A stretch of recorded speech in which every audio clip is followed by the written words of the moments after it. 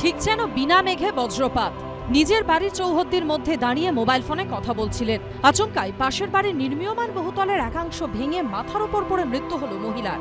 Garden rich কাণ্ডের 2 সপ্তাহের মাথায় ফের নির্মীয়মান বহুতল ভেঙে ঘটল বেঘোরে প্রাণহানি।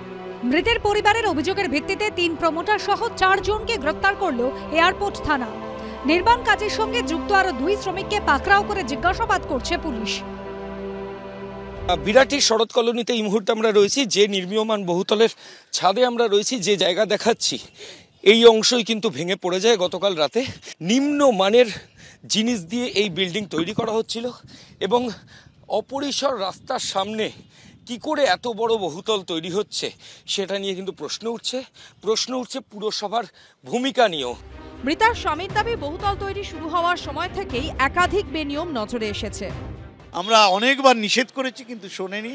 আমার বাড়ির সামনের রাস্তাটা যেখান দিয়ে ফ্ল্যাটটা ঢোকে সেখানে আপনার 10 ফুটের রাস্তা নয়, কি করে ফ্ল্যাট করছে 5 তলা, আই ডোন্ট নো। উত্তর দমদম পুরসভার 17 নম্বর ওয়ার্ডের তৃণমূল কাউন্সিলর মহুয়া শীলের কাছে অভিযোগ জানিয়েও কাজ হয়নি বলেও দাবি করেছে এলাকার বাসিন্দাদের একাংশ। কাউন্সিলর তো পাশেই থাকি, কাউন্সিলর আজকে বললো যে আমি তো জানি না, বলতে বলতে মুখ ব্যথা হয়ে গেছে।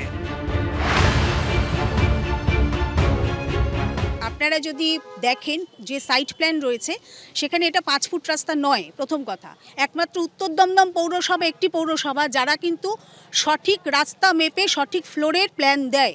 আমাদের ব্যক্তিগত লাভ বা পৌরসভার লাভের জন্য 3 ফুট 4 ফুট রাস্তায় 4-5 তলা দিই না। প্রথম প্রশ্ন, এই বহুতল তৈরির নির্মাণ সামগ্রী নিয়ে কি এমন জিনিস দিয়ে এই বহুতল তৈরি হচ্ছিল যা তৈরির কয়েকদিনের মধ্যেই ভেঙে পড়তে শুরু করলো?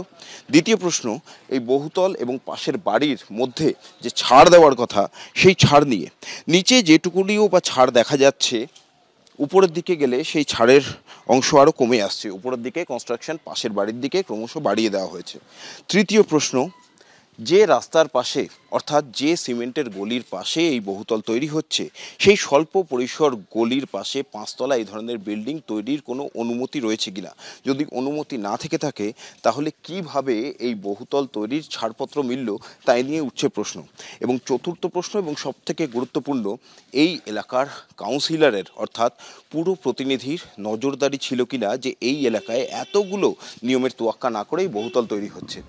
এলাকার বাসিন্দাদের একাংশ বহুতলটিকে বেআইনি বললেও সেই দাবি খারিজ করে দিয়েছেন পুরো চেয়ারম্যান। যারা কাজ করছিল তাদের সেই সেফটিটা রাখার দরকার ছিল, অন্তত চট দিয়ে পিছনে যেভাবে করে অন্য জায়গায় সেটা করা উচিত ছিল। কিন্তু সম্পূর্ণটাই তারা প্ল্যান নিয়ে বিল্ডিং করেছে। বেআইনি ছাড়া কি হতে পারে? আর যদি কেউ বলেন বেআইনি না, তাহলে বুঝতে হবে টাকার ভাগ নিয়েছেন 20, 25, 30 ভাগ। আমি শুনলাম তৃণমূলের নেতা বা চেয়ারম্যান তিনি বলেছেন বেআইনি হয়নি। তাহলে কি তোলাবাজির কারণে কোয়ালিটি একেবারে কম্প্রোমাইজ করে দেওয়া হয়েছিল? কাউন্সিলররা স্কোয়ার ফিটে টাকা নেয় এবং অবৈধ নির্মাণের পারমিশন দেয় এবং তার ফলে সেখানে বহুতল বাড়িগুলো এক একটি মরণ ফাঁদ।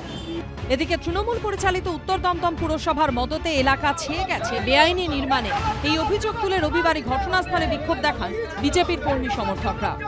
ময়ূর ঠাকুর চক্রবর্তী, ব্রতদীপ ভট্টাচার্য ও জয়ন্ত পালের রিপোর্ট, এবিপি আনন্দ।